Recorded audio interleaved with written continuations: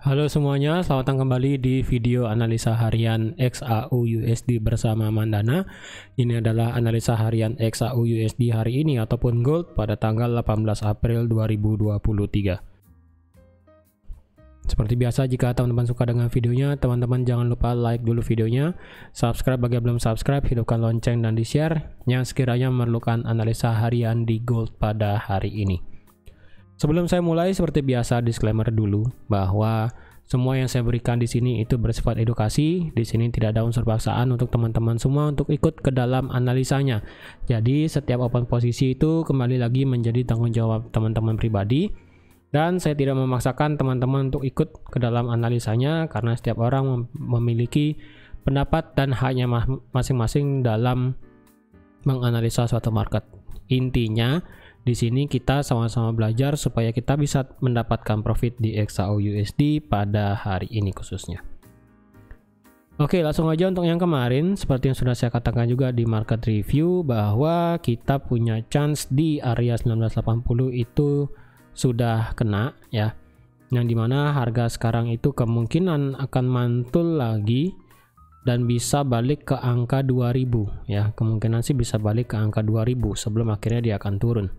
Ya, lalu akhirnya dia akan turun. Dan kalau dilihat untuk saat ini ya, untuk saat ini memang di XAU USD itu jika dilihat itu berdasarkan trendline itu dia harga itu sudah ngebreak trendline yang pertama ya, trendline sudah di break. Lalu kemungkinan harga sekarang itu kalau boleh saya kasih kasih bahasanya itu di sini seperti ada area supply sih, tapi resikonya di sini ini kayak lagi ya.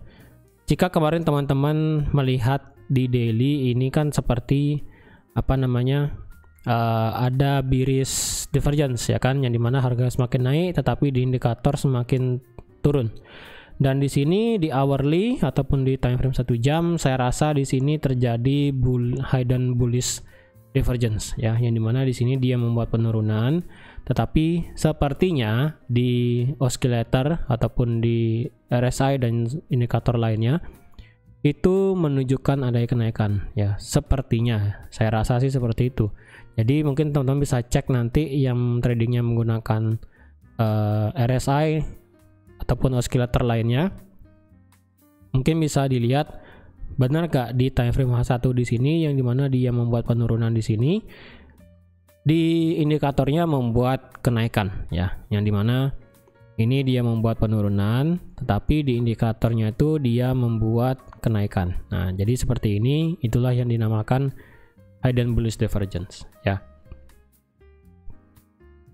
Dan kalau dilihat untuk hari ini, area kita untuk area demand itu memang masih di area 1980 ya.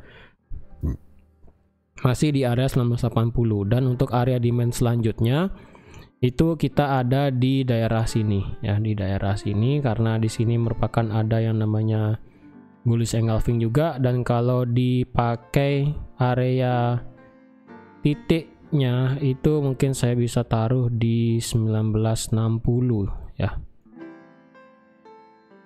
1960 sepertinya ya, di 1960. Jadi 1960 itu menjadi area demand kita saat ini. Nah, untuk area supply-nya sekarang bisa saya katakan untuk area supply sekarang itu ada di sekitar 2009 ya.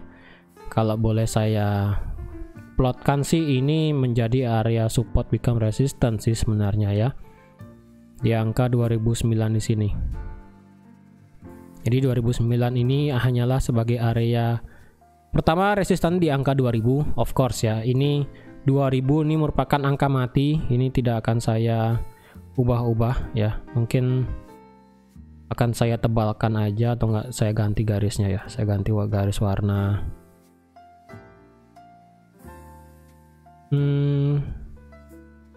kuning dengan ya segini dah kayaknya, dengan cukup tebal warna merah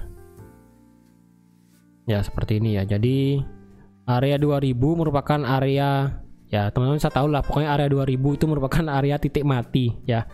Jadi ketika harga break ataupun masih stay di atas 2000, kemungkinan harga masih akan tertahan. Tetapi permasalahannya adalah kita sekarang ada di angka 2009 untuk resisten selanjutnya, dan kebetulan juga di sini ada satu area supply kita kecil di sini ya. Area supply kecil kita di sini. Jadi chance kita untuk bisa bergerak naik saya rasa agak sedikit susah ya.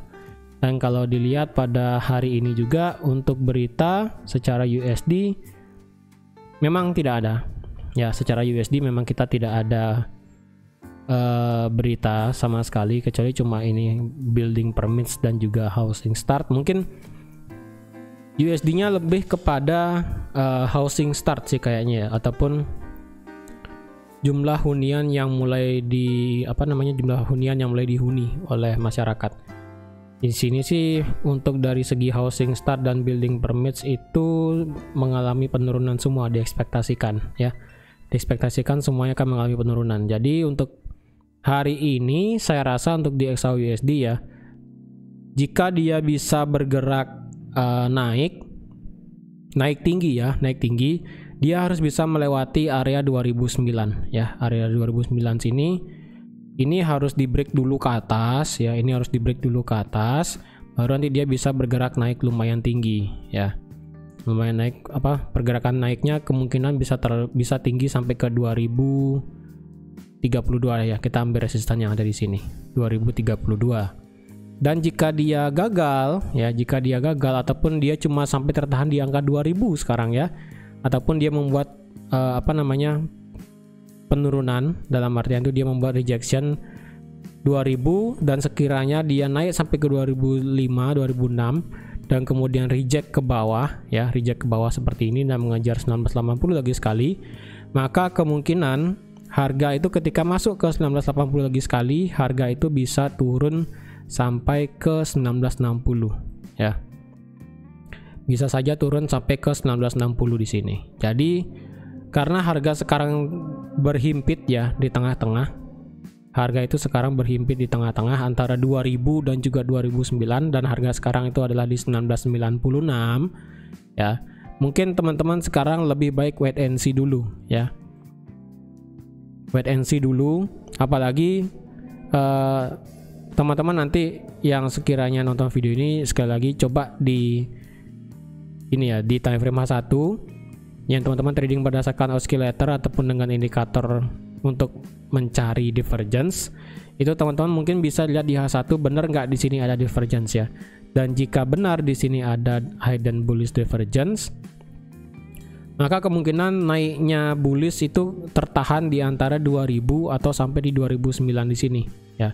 Kemungkinan akan tertahan di sini. Oleh karena itu, jika teman-teman ingin nge-buy lagi untuk di XAUUSD, saya rasa bisa ketika dia nge-break 2009 ya. Ketika break 2009 di sini, teman-teman nanti bisa nge-buy dengan target tertinggi itu bisa sampai di 2032 ya. Tapi misalnya jika hidden bullish divergence-nya itu ada tetapi powernya nggak ada, dalam artian itu momentumnya kurang ya, momentum untuk membuat kenaikan lebih lanjut itu tidak bisa. Yang ada dia malah membuat berarti kan di sini kita bisa lihat dia itu sudah membuat lower low ya kan, dia sudah membuat lower low dan bahkan lower low dari sini. Ini low terakhirnya itu sudah lebih rendah ya. Ini lebih rendah daripada low yang di sini. Jadi jika momentum bullish divergence-nya tidak kuat, yang ada malah nanti penurunannya itu sampai ke 1980, maka 1980 di sini bisa saya pastikan bahwa 1980 ini hanya sebagai pijakan aja untuk mencapai lebih jauh sampai ke 1960 di sini ya. Jadi untuk skenario-nya itu yang ingin sell, saya rasa teman-teman wait and see dulu ya. Tunggu dia reject lagi ke bawah dengan adanya bearish engulfing, teman-teman bisa sell dengan target di 1980 ya. Misalnya nge-sell di area 2000 ya. Di area 2000 ya teman-teman, stop loss tidaknya ya di atas high terakhir lah di 2015 tertinggi, berarti Ya 2016, 2017 tuh it's okay dengan target teman-teman di 1980 ya. Risk reward rasionya masih bagus ya kan. Itu kalau yang sell di angka 2000 ya, yang ingin sell di angka 2000. Tapi jika ingin sell di angka 2009 baru ada konfirmasi di sini maksimal sampai di 1980. TP teman-teman pertama tetap stop dulu di angka 2000 ya. Bisa pindah set BEP ketika harga di bawah 2000 lagi dan baru perlahan bisa ditentukan TP terjauh yaitu di angka 1980. Ya. Ingat secara berita pada hari ini kita nggak ada berita yang signifikan banget daripada USD ya. Jadi harap berhati-hati juga, takutnya nanti kita punya sesuatu yang di luar dugaan bisa membawa ataupun mendorong market ke atas lebih tinggi ya. Tapi overall untuk perjalanan sekarang ya, perjalanan sekarang memang masih dalam kondisi market structure-nya masih naik ya. Market structure masih naik, jadi kita memang masih momentum untuk ambil posisi buy saat ini secara pandangan garis besar ya.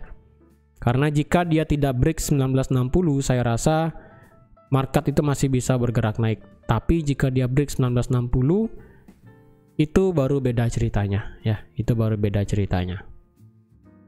Apalagi daily di sini saya mengindikasikan bahwa kemungkinan terjadi yang namanya